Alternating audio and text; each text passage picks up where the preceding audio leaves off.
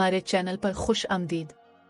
अगर आप हमारे इस चैनल पर पहली दफ़ा आए हैं तो सब्सक्राइब ज़रूर करें। मेरे वालिद साहिब खाते पीते खुशहाल घराने से थे। जरी ज़मीन थी और ज़ाती मकान था। इसके अलावा शहर में एक बड़ा जनरल स्टोर भी था। गरज इतनी आमदनी थी कि हम लोग ऐश और इशरत की ज़िंदगी गुजार रहे थे। वालिद साहिब इकलौते थे, कोई भाई था और न बहन। दादा दादी वफात पा चुके थे। अम्मा ने उनसे पसंद की शादी की थी, इसलिए ननियाल वाले अम्मा से कत ताल्लुक़ कर चुके थे। करीबी रिश्तेदारों का साथ न होने के बावजूद अम्मा जान खुश खुर्रम जिंदगी गुजार रही थी। उन्हें अपने खानदान से अलग हो जाने की कोई परवाह नहीं थी, क्योंकि शौहर की मोहब्बत से दामन मुराद भरा हुआ था।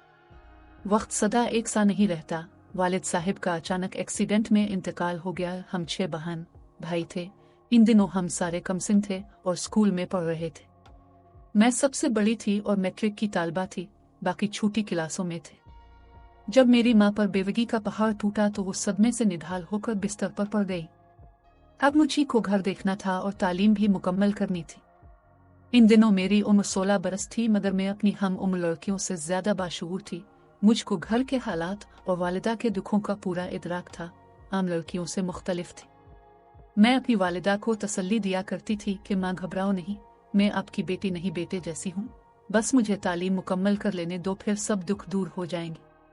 माँ को मेरी तसल्ली से बहुत सुकून मिलता था। दर हकीकत मेरे सवा कोई दूसरा उनको तसल्ली देने वाला था भी नहीं। वो समझने लगी थी कि वाकई मेरी ये बेटी घर के दुखों का मुदावा बनेगी। मैंने पक्का सोच लिया था कि शादी नहीं करूंगी जब तक मेरे भाई कमाने के लायक ना हो जाएंगे।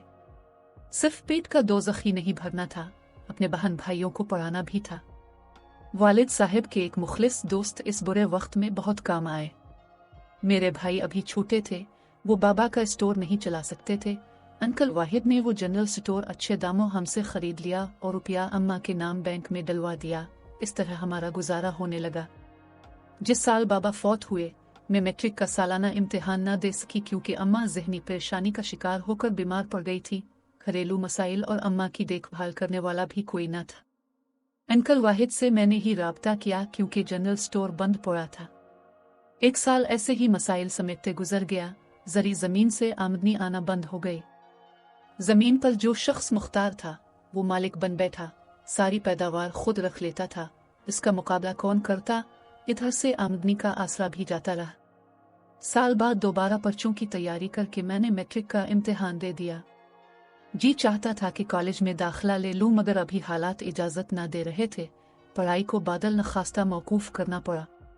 नाचार मुलाजमत की तलाश करना पड़ी, क्योंकि इतना वक्त नहीं था कि पहले मैं ग्रेजुएशन करूं फिर भाई पढ़े। इस वक्त फौरी तौर पर माशी हालात पर काबू पाने की जरूरत थी। 6 माह तक भाग दौड़ करके देख लिया, भला मैट्रिक पास लड़की को क्या मुलाजमत मिलनी थी।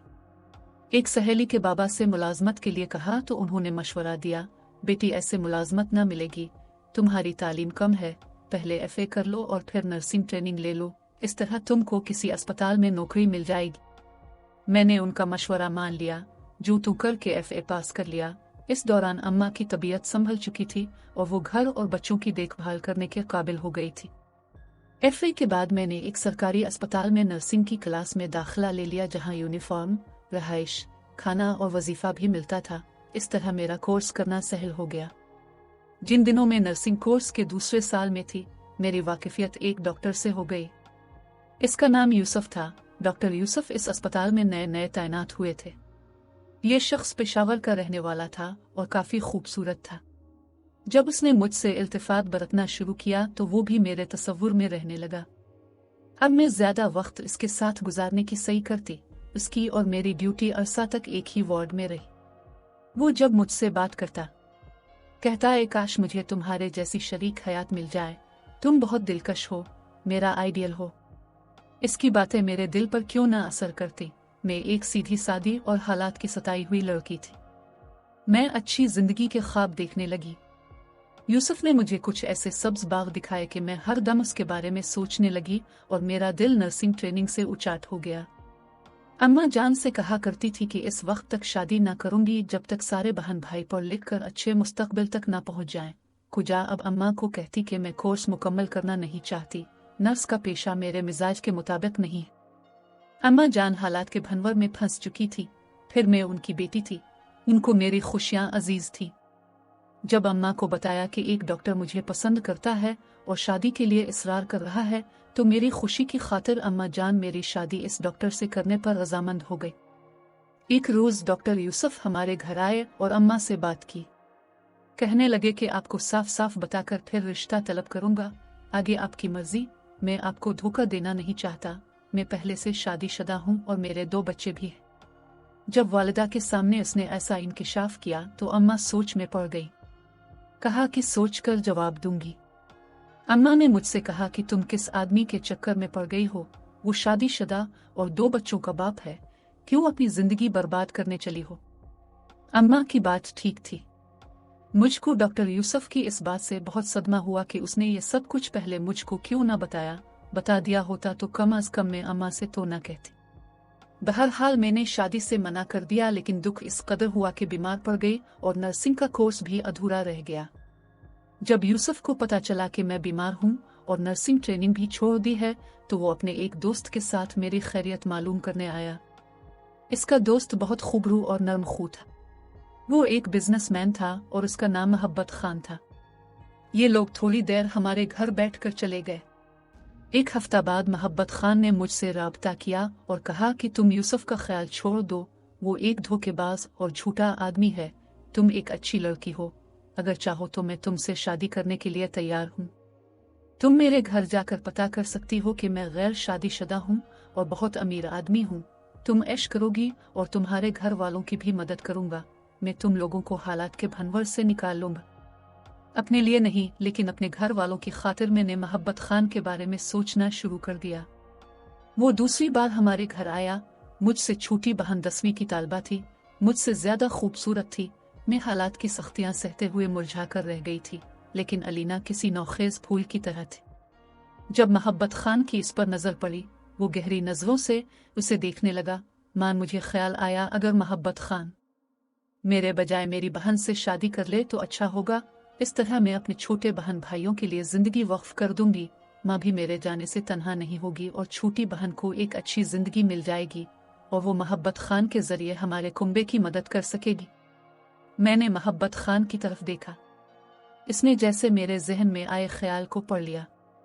इसने मेरी वालिदा से कहा, अगर आप बड़ी बेटी का रिश्ता नहीं देना चाहती तो फिर छोटी का दे दे। इस पर मैंने फौरन उसकी हाँ में सर हिलाया।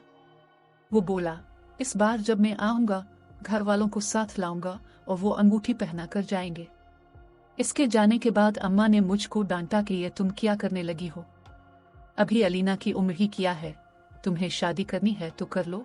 मैं हाँ कर देती हूँ, लेकिन अलीना की नहीं करूंगी, इसे मैट्रिक पास तो कर लेने दो। मैंने अम्मा को खूब समझाया, इनको बावर कराया कि मैं मोहब्बत खान से शादी नहीं कर सकती, क्योंकि इसको मेरा और डॉक्टर यूसुफ का सिलसिला मालूम है। सारी उम्र उसके जहन से ये बात ना निकलेगी।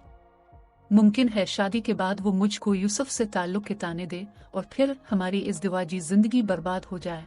अगर वो घर वालों को लाने और अलीना को अपनाने पर राजी है तो आपको क्या एतराज है? अलीना एक बिजनेसमैन अमीर आदमी की बीवी बन जाएगी, वो पर तकल्लुफ जिंदगी गुजारेगी और आपका एक बोझ भी हल्का हो जाएगा। सोचिए जरा, क्या इन हालात में कोई दूसरा अच्छा रिश्ता किसी बेटी के लिए आ सकता है? गरज ऐसी बातें करके अम्मा को राजी किया। वो बेचारी इस मामले में किसी से मशवरा भी ना ले सकती थी। हमारे आसपास कोई दाना हस्ती थी ही नहीं। जब घर में मर्द ना हूं और औरतों को ही फैसले करने पड़े, फिर ऐसे ही फैसले होते हैं। इस हफ्ते मोहब्बत खान 2 ख्वातीन के हमरा आया। उसने उनमें से एक औरत को अपनी वालिदा और दूसरी को बहन बताया। वो लोग मिठाई और अंगूठी भी लाए थे। अलीना के रिश्ते के लिए हाँ करने में अम्मा से ज्यादा मैं पेश थी। गरज के उन्होंने मोहब्बत खान के नाम की अंगूठी अलीना की उंगली में पहना दी और रस्म करके चले गए। शादी के लिए 1 माह की मुद्दत का इसरार किया। जब अम्मा ने उज़्र किया कि अभी तैयारी करनी है, लड़की के लिए चंद जोड़े कपड़े बनाने हैं, उन्होंने कहा कि हरगिज अब किसी किस्म का तकल्लुफ न करेंगी, हम खुद जहेज भी देंगे और जेवर भी दोनों तरफ का हम ही चढ़ाएंगे। वालिदा खुश हो गई कि शादी का तमाम खर्चा लड़के वालों ने अपने जिम्मे ले लिया है। जब शादी की तारीख मुकर्रर हुई तो मोहब्बत खान ने बताया कि उनके एक करीबी अजीज की मौत हो गई है, लिहाजा शादी निहायत सादगी से हो। इस तरह वो 10 अच्छे जूड़े कपड़ों के लाए और जेवरात भी चढ़ाए और अलीना को निहायत सादगी से बया कर ले गए। इस सारे मामले की खबर यूसुफ को ना थी। मोहब्बत खान ने सख्ती से मना कर दिया था कि हर गज इसको मालूम ना हो, वरना वो ये शादी ना होने देगा। वो मेरा दोस्त है, मैं इसको अच्छी तरह जानता हूँ। गरीब लोग जानकर वो आप लोगों की इज्जत नहीं करता और मुझको भी मना करेगा कि इतने गरीबों में रिश्तेदारी मत जोड़ो, डर है शादी में कोई रखना ना डाल दे।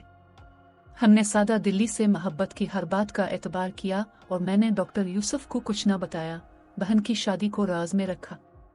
यूं भी मेरा दिल यूसुफ से खफा था, इन दिनों इससे मुलाकात भी ना करती थी। खैर शादी के बाद ही मोहब्बत खान अलीना को लेकर पेशावर चला गया। वहां से अलीना ने 3-4 बार फोन पर बात की और हम सबको इत्मीनान दिलाया कि आप लोग पुरसुकून रहे, मैं यहाँ बहुत खुश हूँ। वाकई मोहब्बत खान बहुत अमीर आदमी है। हम लोग बहुत जल्द हनीमून के लिए यूरोप जाने वाले हैं। 1 हफ्ता बाद अलीना ने फोन किया, आज हम रवाना हो रहे हैं हनीमून के लिए और मैं आप लोगों को एयरपोर्ट से फोन कर रही हूँ। वो दिन और आज का दिन, इस वाकया को कई बरस गुजर चुके हैं। आज तक अलीना का फोन आया और ना उसने राब्ता किया, न जाने वो कहाँ चले गए। जब अलीना के जाने के बाद 6 माह तक इससे राब्ता न हुआ तो मैंने डॉक्टर यूसुफ से राब्ता किया, तमाम अहवाल बताया तो वो परेशान हो गया। उसने कहा, तुमने मुझको पहले क्यों ना बताया, मैं हर गज तुमको मोहब्बत खान से रिश्तेदारी न जोड़ने देता। वो हमारे शहर का आदमी जरूर है लेकिन वो एक स्मगलर था, वो अच्छा आदमी ना था।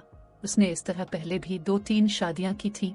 पहले मुझे मालूम न था लेकिन अब किसी ने बताया है कि वो यूं ही शादियां करता था और फिर इन लड़कियों को दूसरे मुल्कों में फरोख्त कर देता था।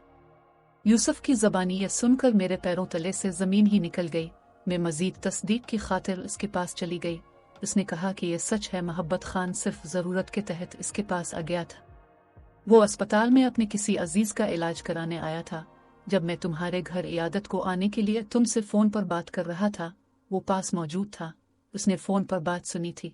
इस वक्त मेरे पास गाड़ी न थी, तभी इसने ऑफर कर दी कि मैं अपनी गाड़ी में ले चलता हूँ, लेकिन मैं नहीं जानता था कि इसके दिल में क्या है। अगर जानता कि तुमसे रिश्तेदारी हो जाएगी तो कभी इसको तुम्हारे घर लेकर ना आता।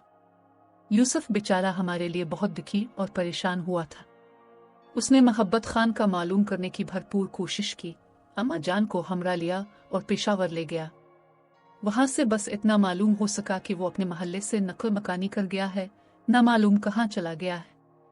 अम्मा अलीना के गम में रू रू कर अल्लाह को प्यारी हुई। मेरी बहन ऐसी गायब हुई कि फिर इसका पता न चला कि जिंदा भी है कि मर गई। मोहब्बत खान लड़कियां बैरून मुल्क जाकर फरोख्त करता था।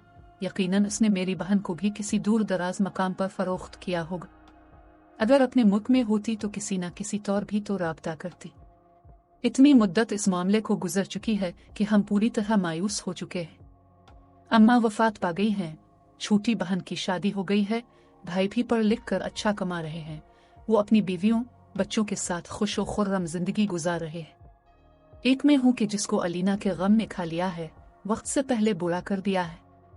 अगर जानती कि मोहब्बत खान बर्दा फरोश है तो कभी अपनी मासूम बहन को इसके हवाले ना करती। मैंने मोहब्बत खान से अलीना की शादी ये सोच कर कराई थी, वो अमीर आदमी है, हमको गुर्बत के भंवर से निकालने में मददगार साबित होगा।